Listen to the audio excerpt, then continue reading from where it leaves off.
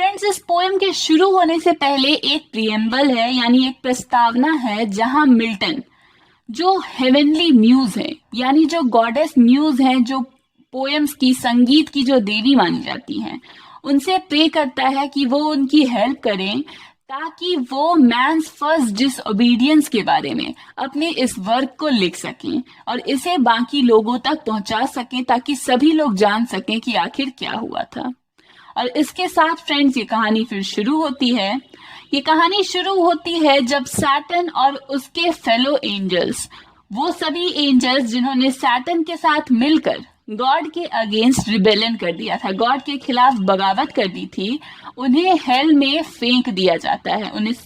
Haven से hello में फेंक दिया जाता है।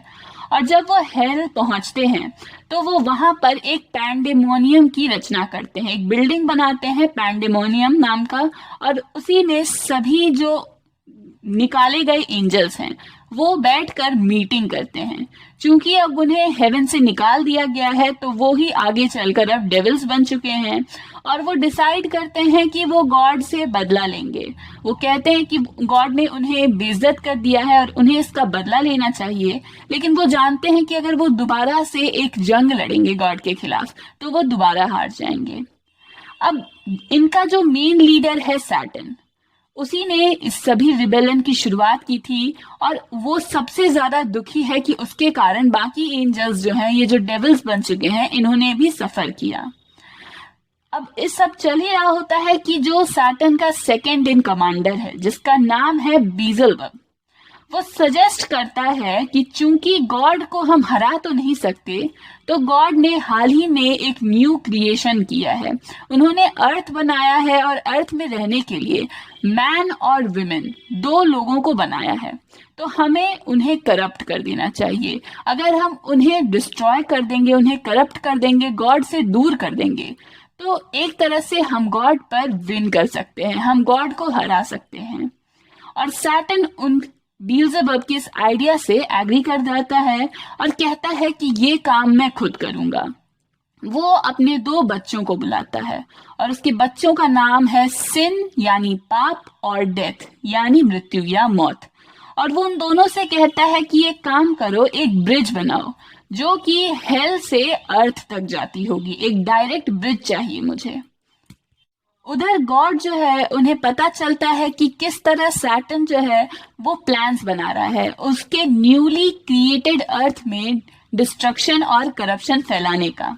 तो वो एक मीटिंग करता है अपने बाकी एंजल्स के साथ और डिसाइड करता है कि उन्हें एडम और ईव को सुरक्षित रखना होगा ताकि सैटर्न उन्हें नुकसान नहीं पहुंचा सके। अब सैटर्न जो है वो गार्डन ऑफ ईडन, जहां पर ये एडम और ईव रह रहे थे, वहां पहुंचता है और वहां के गार्ड को चकमा देता है, अपना रूप बदल लेता है, एक एंजल का रूप ले लेता है और उसे चकमा देता हुआ गार्डन में घुस जाता है और एडम और ईव को ढूंढना शुरू कर देता है। वहां पर वो एडम और ईव को ढूंढता है और देखता है कि वो आपस में डिस्कस कर रहे हैं कि उन्हें गॉड के सभी ऑर्डर्स को फॉलो करना है। गॉड ने उनसे कहा है कि वो इस गार्डन में कुछ भी कर सकते हैं, कोई भी फल खा सकते हैं और गार्डन की केयर की जिम्मेदारी उनकी है। उन्हें बस एक ही बात के लिए मना किया गया है कि जो ट्री ऑफ नॉलेज है उसका फल वो नहीं चख सकते हैं। गॉड ने उनसे कहा है एडम और ईव से कि वो ट्री ऑफ नॉलेज के फ्रूट को नहीं खा सकते हैं और वो दोनों इस बात से एग्री करते हैं। अब जब इनका काम खत्म होता है और दोनों एडम और ईव रेस्ट कर रहे होते हैं तो सैटर्न अपना रूप बदलता है और एक टोड यानी एक मेढक का रूप ले लेता है और ईव के कानों में जाकर के वो धीरे धीरे विस्पर करता है, धीरे धीरे बोलता है। अब ये सब चल ही रहा होता है कि गैब्रियल, जो कि गॉड का एक एंजल है और उस गार्डन ऑफ ईडन में गार्ड का काम कर रहा था,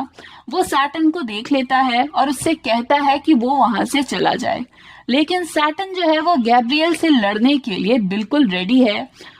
और एक तरह से कहें तो यहाँ पर एक बैटल शुरू ही हो जाती, मगर तभी आसमान में गॉड का एक साइन अपीयर हुआ। गॉड का जो गोल्डन स्केल्स ऑफ जस्टिस है वो आसमान में नजर आने लगा और सैटर्न डर के मारे वहां से भाग गया। उसके जाते ही अचानक से ईव की नींद खुली और उसने एडम को बताया कि मैंने एक सपना देखा और उस सपने में एक एंजल ने मुझसे कहा कि मैं उस ट्री ऑफ नॉलेज का फ्रूट खा लूं, और मैंने वो ट्री ऑफ नॉलेज का फ्रूट खा लिया, इसलिए अब मुझे डर लग रहा है। गॉड को जैसे ही इन बातों का पता चलता है तो वो अपने आर्च एंजल रफाएल को नीचे भेजता है अर्थ पर, एडम और ईव को समझाने के लिए कि सैटर्न आखिर उनके लिए कितना बड़ा डेंजर है। क्योंकि एडम और ईव का क्रिएशन सैटर्न को हेवन से निकालने के बाद हुआ था, तो वो सैटर्न के बारे में ज्यादा कुछ नहीं जानते थे। इसलिए गॉड ने रफाएल को धरती पर भेजा एडम और ईव के पास उस गार्डन में, ताकि वो उन्हें बता सके कि सैटर्न आखिर कितना गलत है, कितना बुरा है और किस तरह उन्हें हार्म करना चाहता है। रफाएल धरती पर आता है और एडम और ईव के साथ बैठकर खाना खाता है, और उस खाना खाने के समय ही उन्हें वो स्टोरी बताता है कि किस तरह जो सैटर्न था वो हमेशा गॉड से एनवी करता था, गॉड के सन से एनवी करता था, और जब गॉड ने अपने सन को सेकंड इन कमांड बनाया, यानी अपने बाद सेकंड नंबर पर उन्हें अपॉइंट किया, तो वो बहुत ज्यादा जेलस हो गया सैटर्न, और उसने गॉड के खिलाफ रिबेलन कर दिया। और कितनी भयानक एक लड़ाई हुई, जिसके एंड में गॉड ने सभी डेविल्स को, सैटर्न और उसके जितने फॉलोअर्स हैं उन सभी को हरा दिया और उन्हें हेवन से फेंक दिया गया, उन्हें हेवन से निकाल कर नीचे फेंक दिया गया, और अब वो सभी हेल में हैं और बैठ करके वो सभी ये डिसाइड कर रहे हैं कि किस तरह वो गॉड से बदला ले सकते हैं। उन्होंने आपस में कुछ डिसीजंस लिए हैं, और चूंकि वो जानते हैं कि वो डायरेक्टली एक वॉर लड़कर गॉड के खिलाफ नहीं जीत सकते, तो वो एडम और ईव को टारगेट कर रहे हैं। क्योंकि वो गॉड के न्यूएस्ट क्रिएशन हैं, गॉड के बहुत क्लोज हैं, तो वो शायद उन्हें हार्म करने की कोशिश करेंगे। तो ये सब कुछ रफाएल जो है वो एडम और ईव को समझा देता है। अब ये सब कुछ होने के बाद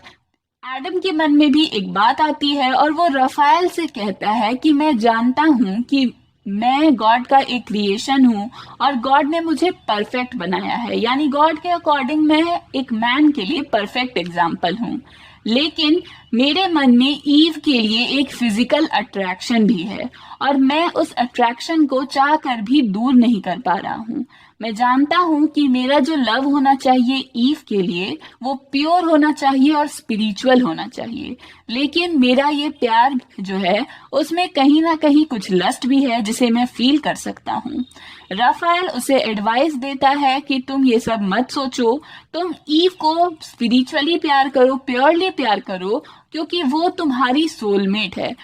आपको फ्रेंड्स पता ही होगा कि गॉड ने सबसे पहले मैन बनाया था, यानी एडम को बनाया था, और एडम उनके लिए परफेक्ट था। उन्हें नहीं लगा था कि उन्हें कुछ और बनाने की जरूरत है, लेकिन उन्होंने ये सोचा कि आखिर एडम इस पूरे गार्डन में अकेला कैसे रहेगा, तो इसलिए उन्होंने एडम की ही रिब्स से, यानी उसकी पसली से एक वुमेन का निर्माण किया, और वो वुमेन ईव है। यानी जो फर्स्ट मैन था उसका नाम था एडम, और जो फर्स्ट विमेन थी उसका नाम था ईव। और ये दोनों साथ मिलकर ही इस गार्डन ऑफ ईडन में रहते थे, काम करते थे, और इन्हीं के बारे में राफेल जर्नी से बात कर रहा है, और ये एडम अपने अट्रैक्शन के बारे में बता रहा है राफेल को। अब ये सभी बातें होने के बाद राफेल जो है वो वापस से अर्थ छोड़कर हेवन वापस चला आता है। अब इन सभी बातों को 7 डेज बीत चुके हैं, और 7 डेज के बाद सैटर्न जो है वो वापस से इस गार्डन में लौट कर आता है, और वो क्या करता है, अपना रूप बदलकर एक सरपेंट यानी एक सांप का, एक स्नेक का रूप ले लेता है। अब जो ईव और एडम है उन्होंने डिसाइड किया है कि वो आज सेपरेटली वर्क करेंगे। ऐसे तो दोनों हमेशा साथ में काम करते हैं, लेकिन ईव कहती है कि आज हम अलग अलग काम करेंगे, तुम अलग हिस्से में काम करो, मैं अलग हिस्से में करूंगी। एडम पहले तो नहीं चाहता कि वो ईव से अलग हो, लेकिन बाद में वो इस बात के लिए एग्री कर जाता है। अब जो सैटर्न है वो स्नेक के फॉर्म में ईव के पास जाता है और उससे बातें करने लगता है, उससे कहता है कि तुम बहुत ब्यूटीफुल हो, और उसे कॉम्प्लीमेंट करता है उसकी ब्यूटी के लिए। ईव जो है वो अमेज्ड हो जाती है, चौंक जाती है कि आखिर एक स्नेक उससे कैसे बात कर रहा है। तो वो उससे पूछती है कि तुम एक स्नेक होकर के बोल कैसे सकते हो। तो इस पर सैटर्न कहता है कि मैं इसलिए बोल सकता हूँ क्योंकि मैंने उस ट्री ऑफ नॉलेज का फ्रूट खाया है, उसी के कारण मेरे अंदर बहुत सारी अच्छी क्वालिटीज आ गई हैं। तुम्हें शायद मालूम नहीं होगा, एक काम करो, तुम भी उस फ्रूट को खा के देखो, तुम भी समझदार हो जाओगी, एक गॉडेस बन जाओगी, और इसलिए तुम्हें वो फ्रूट खाना चाहिए। मुझे पता है गॉड ने तुम्हें मना किया है, लेकिन वो सोचते हैं कि अगर तुम वो फ्रूट खा लोगी तो तुम भी एक गॉडेस बन जाओगी, और इसलिए वो तुम्हें ऐसा करने से रोक रहे हैं। पहले तो ईव उसको नहीं खाना चाहती, उस फ्रूट को नहीं खाना चाहती है, लेकिन अंत में वो खुद को रोक नहीं पाती और उस ट्री ऑफ नॉलेज के जो फ्रूट है उसको वो खा लेती है। जैसे ही वो उसे खाती है, वो बहुत ज्यादा चिंतित हो जाती है और एडम के पास जाती है और उससे कहती है कि मैंने इस फ्रूट को खा लिया है, एक काम करो, तुम भी इसे खा लो। अब जैसे ही एडम को पता चलता है कि उसने ऐसा कुछ किया है, तो वो डर जाता है, क्योंकि उसे पता है कि ईव ने गॉड के कमांड को नहीं माना है और ऐसा करके उसने बहुत बड़ी गलती की है। लेकिन वो ईव से अलग नहीं होना चाहता। उसे पता है कि गॉड ईव को इस गार्डन से निकाल देंगे और वो उससे दूर नहीं रहना चाहता, इसलिए वो भी उस फ्रूट को खा लेता है। अब फ्रेंड्स, जब उस फ्रूट को वो दोनों खा लेते हैं तो उन दोनों के मन में एक तरह से कहें तो नॉलेज आ जाती है, वो नॉलेज जिससे वो पहले नहीं जानते थे, और दोनों एक दूसरे के लिए बहुत ज्यादा लस्ट फील करने लगते हैं और फिर दोनों आपस में सेक्स करते हैं। अब गॉड को पता चलता है कि किस तरह अर्थ में एक चेंज आया है और वो तुरंत ही समझ जाते हैं कि उन दोनों ह्यूमंस ने, यानी एडम और ईव ने, जरूर ही उनके कमांड को नहीं माना और उस फ्रूट जो कि ट्री ऑफ नॉलेज का था उसे खा लिया है। अब गॉड जो है वो अपने सन से कहते हैं कि जाओ और जा करके एडम और ईव को उनकी गलती के लिए पनिश करो, क्योंकि उन्होंने एक मिस्टेक की है तो जस्टिस भी होना चाहिए और उन्हें मर्सी भी दिखाई जानी चाहिए, लेकिन साथ ही उन्हें पनिशमेंट भी मिलना चाहिए। तो गॉड के जो सन है, जो सन ऑफ गॉड हैं, वो अर्थ पर आते हैं और सबसे पहले उस सरपेंट को पनिश करते हैं जिसका बॉडी सैटर्न ने चूज किया था अपने लुक के लिए। उस सरपेंट को सबसे पहले पनिश करते हैं और कहा जाता है कि उसे एक तरह से कंडेम किया गया, एक श्राप दिया गया कि आज के बाद वो कभी भी सीधा अपने पैरों पर नहीं चलेगा, बल्कि अपनी मिस्टेक के लिए हमेशा वो अपने पेट के बल रेंग रेंग कर चलेगा। और इसीलिए स्नेक्स जो हैं उनके लेग्स नहीं होते, वो अपने पेट के बल रेंग कर चलते हैं। उसके बाद जो सन ऑफ गॉड हैं वो एडम और ईव के पास जाते हैं और कहते हैं कि तुमने बहुत बड़ी मिस्टेक कर दी। अब इस मिस्टेक के बदले में तुम्हें पेन सहना होगा, तुम्हें दर्द सहना होगा और साथ ही तुम्हारी डेथ भी होगी। पहले तुम इमॉर्टल थे, अब तुम्हें मरना होगा, तुम्हारी डेथ भी निश्चित हो गई है। साथ ही ईव और आने वाली जितनी भी विमेन होंगी उन सभी को चाइल्ड बर्थ के दौरान, जब वो बच्चों को जन्म देंगी, उसके दौरान बहुत ज्यादा दर्द होगा और साथ ही जो उनके हस्बैंड्स हैं उन्हें अपने परिवार को चलाने में, अपने परिवार को पालने में बहुत मेहनत करनी पड़ेगी। उधर सैटर्न जो है वो हेल में वापस लौट कर आता है, पैंडेमोनियम में लौट कर आता है, जहां जितने भी डेविल्स हैं वो बहुत ज्यादा खुशियां मना रहे हैं कि सैटर्न ने गॉड को हरा दिया। और जो ब्रिज बनाया गया था हेल से अर्थ के लिए, उसी ब्रिज के रास्ते जो सैटर्न के दोनों बच्चे थे, सिन और डेथ, वो अर्थ पर आ जाते हैं और कहा जाता है कि वो अर्थ पर ही हमेशा के लिए सेटल हो जाते हैं। बाकी के जो बचे हुए डेविल्स हैं, गॉड उन सभी को कर्स करते हैं और उन्हें स्नेक्स में बदल देते हैं। क्योंकि सैटर्न ने स्नेक का रूप लिया था तो सभी डेविल्स को स्नेक में ट्रांसफॉर्म कर दिया जाता है। अब गॉड जो है वो अपने एंजल से कहते हैं कि एक काम करो, अर्थ से लौट आओ और उसे बदल दो, क्योंकि अब वो उतनी प्योर नहीं रही, उतनी केयर फ्री नहीं रही जैसा उसे पहले मैंने बनाया था। तो अब अर्थ को चेंज कर दो, वहां पर चेंज ऑफ सीजन होंगे, हॉट सीजन होंगे, कोल्ड सीजन होंगे और इन सभी से जो ह्यूमन काइंड है वो सफर करेगी। साथ ही एडम और ईव जो हैं, चूंकि उन्होंने सेक्स कर लिया, संभोग कर लिया, तो अब उनके बच्चे होंगे और उनके बच्चों के भी बच्चे होंगे और इस तरह से एक पूरी ह्यूमन काइंड पैदा होगी और वो सभी अपने फर्स्ट ग्रैंड पेरेंट्स या ग्रेट ग्रैंड पेरेंट्स जो एडम और ईव हुए उनके गलतियों के लिए सफर करेगी। अब जब एडम और ईव को पता चलता है कि उनकी इस मिस्टेक से कितनी बड़ी बड़ी पनिशमेंट्स हो रही हैं, कितने बड़े बड़े चेंजेस हो रहे हैं, तो दोनों एक दूसरे को ब्लेम करने लगते हैं, दोनों झगड़ा करने लगते हैं। एडम गुस्से में कहने लगता है कि आखिर गॉड ने ईव को बनाया ही क्यों, मैं कितना अच्छा भला यहाँ पर रह रहा था, इस विमेन की गलती के कारण ही मुझे यहाँ से निकाल दिया जाएगा। ईव जो है वो रोती हुई एडम से बेग करती है कि प्लीज उसे अबैंडन ना किया जाए, और वो कहती है कि वो एडम से प्यार करती है, दोनों साथ मिलकर जरूर ही कुछ ना कुछ कर लेंगे। वो कहती है कि अगर एडम उसे अबैंडन कर देगा तो वो खुद ही अपनी जान ले लेगी, क्योंकि अब वो दोनों इमॉर्टल नहीं है तो वो सुसाइड कर लेगी और अपनी जान ले लेगी। एडम जब ये सुनता है तो उसे बड़ा दुख होता है और वो कहता है कि ठीक है, हमसे गलती हुई है तो हमारे पास एक ही रास्ता है, और वो ये है कि हम गॉड के पास जाएं और अपनी मिस्टेक्स के लिए उनसे माफी मांगे। गॉड उनकी प्रेयर्स को सुनता है और माइकल जो कि उनके एक एंजल हैं उन्हें अर्थ पर भेजता है।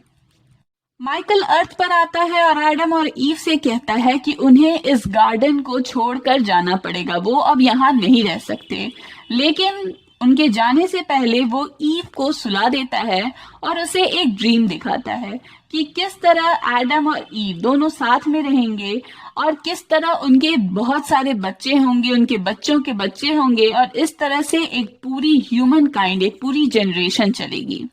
साथ ही वो ये बताता है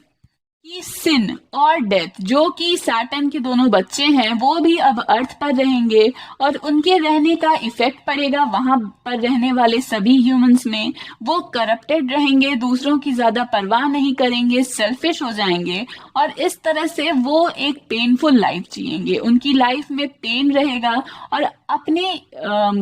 फर्स्ट मैन और फर्स्ट विमेन की मिस्टेक के लिए वो हमेशा सफर करते रहेंगे। साथ ही वो उन्हें बताता है कि किस तरह एक फ्लड आएगा जिसमें ये पूरी अर्थ बर्बाद हो जाएगी। केवल एक आदमी है नोआ जो कि एक बहुत बड़ा जहाज बनाएगा और जितने भी एनिमल्स हैं उन सभी के एक एक जोड़े को अपने जहाज में सेफ रखेगा, और इसके बाद जब वो फ्लड खत्म होगा तो वो एक नई दुनिया को शुरू करेगा। इसके बाद फिर ये भी बताया जाता है कि इतना होने पर भी वहां पर जो पेन है, जो प्रॉब्लम्स है वो खत्म नहीं होंगे। वो तभी खत्म होंगे जब सन ऑफ गॉड जो कि आगे चलकर जीसस क्राइस्ट होते हैं वो अर्थ पर जन्म लेंगे और सभी